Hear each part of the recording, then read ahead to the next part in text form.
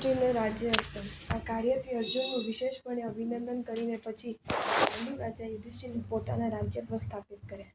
તે ધર્મપુત્રીની આજ્ઞાથી પરાક્રમવાળા ભીમ આદિ ચારે બંધુઓ ચારે દિશાઓમાં જઈ સર્વત્ર વિજય મેળવીને પાછા આવ્યા. પાંચાલીને 500 પાંડવોથી સિંહ જેવા પરાક્રમી 5 પુત્રો થયા.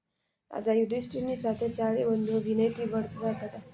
આમ તે પાંચેય પાંડવોનો કાળ સુખપૂર્વક પસાર થતો હતો. તે પાંડવો ઉપરની પ્રીતિથી મણિચૂડે વિદ્યાના બળ વડે ઇન્દ્ર જેવી એક નવી સભા રચી આપી. તેમાં મણિમય સ્તંભો હોવા છતાં અરૂપી આત્માની જેમ જાણે સ્તંભ જ ન હોય તેમ દેખાતું હતું. તે સભામાં રત્નની કાંતિથી ભૂમિ અનેક વર્ણવાળી દેખાતી હતી. દેવતાને પ્રિય અપ્સરાઓ જેવી રત્નમય પૂતળીઓ બતાવી હતી. આવી સભા રચીને તેમાં સુવર્ણના સિંહાસન ઉપર પ્રીતિ વડે યુધિષ્ઠિરને બેસાડી મણિચૂડે પોતાના મિત્રતા સફળ કરી. પછી યુધિષ્ઠિર શ્રી શાંતિનાથ પ્રભુનો સુવર્ણમય નવીન પ્રસાદ મૂર્તિ સહિત કરાવ્યો. તે પૂર્વે શ્રી શાંતિનાથ પ્રભુના 3 કલ્યાણકો આ નગરીમાં થયેલ હોવાથી તે ધર્મદાયક હસ્તિનાગ નામે તીર્થ થયું. તે જીન મંદિરનો યુધિષ્ઠિરે ભવ્ય પ્રતિષ્ઠા મહોત્સવ કર્યો. તે મહોત્સવમાં દશા, રામ, કૃષ્ણ અને દ્રુપદ ઇત્યાદિ અનેક રાજાઓને યુધિષ્ઠિરે તેડાવેલા હોવાથી તે સર્વ ત્યાં આવ્યા. મણિમય સભાના સ્તંભમાં પ્રતિબિંબિત થઈને તે સર્વ રાજાઓ બેઠા હતા. ત્યારે યુધિષ્ઠિરે બોલાવેલા દુર્યોધન પણ બંધુ સહિત ત્યાં આવ્યો. તે વખતે મણિમય સિંહાસન પર બેઠેલા યાદવોને અને પાંડવોને સિંહાસન તદ્દન સ્વચ્છ હોવાથી જાણે આકાશમાં અધ્વર હોય તેમ દેખાવ દુર્યોધન વિસ્મય પામી ગયો. નીલ મણિમય જમીનમાં જળના ભ્રમથી વસ્ત્રને સંકોચતો સ્ફટિક મણિની ભૂમિ જોઈ આકાશની શંકાથી ઠેકતા મણિમય ભીટ સાથે ત્યાં ભીટ સુયોધનને જોઈ સર્વ સભાજનોને ત્યાં અપ્સરે હાસ્ય કરવા લાગ્યા. તેથી અરણીની વૃક્ષની જેમ અને સૂર્યકાંતની મણિની જેમ બહારથી શીતળ પણ અંદર ક્રોધાગ્નિ વડે યુક્ત દુર્યોધને તે મહોત્સવ જેમ તેમ પૂરો કર્યો. સર્વ ધર્મનું મૂળ અહિંસા છે એવું જાણી ધર્મપુત્રે પોતાના રાજ્યોમાં અહિંસાની ઉદ્ઘોષણા કરાવી. એવી રીતે આનંદપૂર્વક પ્રતિષ્ઠાનો મહોત્સવ કરીને ધર્મરાજાએ ચારણ મુનિઓની, અન્ય મુનિઓની અને સર્વ રાજાઓને પુષ્કળ દાનથી ભક્તિ કરીને વિસર્જ્યા. દુર્યોધનને પણ બંધુ સહિત વસ્ત્ર રત્નાદિકથી અતિશય સત્કાર કરીને રજા આપી. એટલે તે પોતાના નગરમાં આવ્યો. પછી અંતર્દ્વેષથી પોતાના પિતાને અને શકુની મામાને બોલાવી તેણે આ પ્રમાણે કહ્યું: આ પાંડવો બાલ્ય વયથી જ કપટમાં ચતુર છે. તેમજ તેઓ બહારથી મધુર વાણી બોલે છે પણ અંતરમાં અત્યંત ક્રૂર છે. હું સભામાં ગયો ત્યારે તે ગર્વિષ્ઠ પાંડવોએ અને બલરામ તથા કૃષ્ણે મારો ઉપહાસ કર્યો છે. તેથી હું સત્શલ્ય થઈને અદ્યાપી અત્યંત ઉભાવ છું. છળથી કે બળથી શત્રુને સાધ્ય કરવો એવી નીતિ છે. તેથી ગમે તેમ કરીને મારા કોપની શાંતિને માટે હું પાંડવોનું રાજ્ય હળી લઈશ.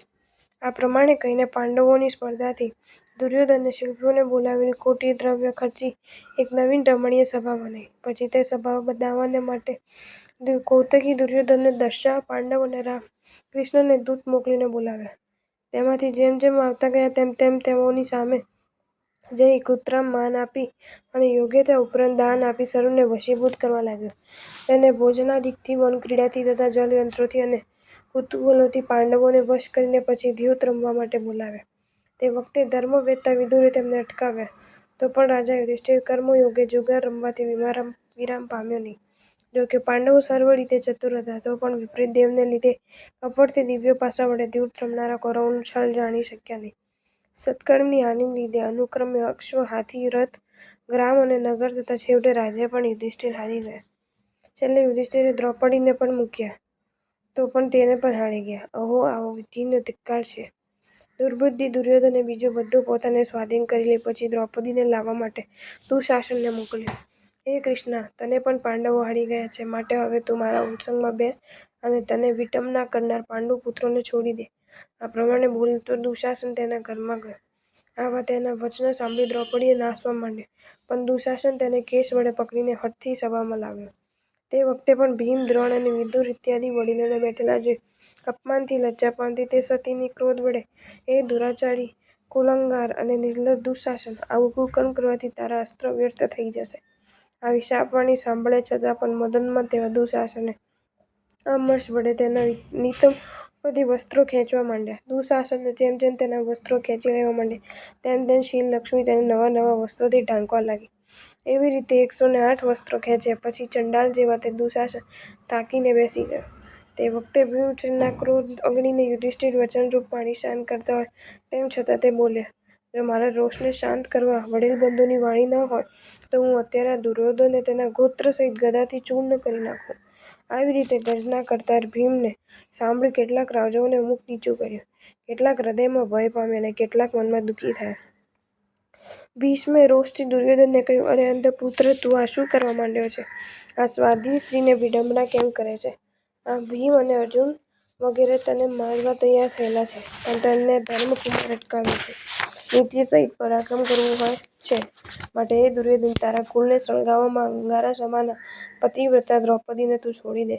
તારો પિતો બાહ્ય અંધ છે ને તું બાહ્ય અને અંદર બંને સ્થાનકે અંધ છે. તે સાંભળી દુર્યોધન બોલ્યો, આ પાંડવો 12 વર્ષ સુધી વનમાં જાય અને 1 વર્ષ ગુપ્ત રહે, અને 13મા વર્ષમાં જો કોઈ ઠેકાણે રહેલા મારા જણવામાં આવે તો ફરીવાર 12 વર્ષ સુધી વનમાં જાય.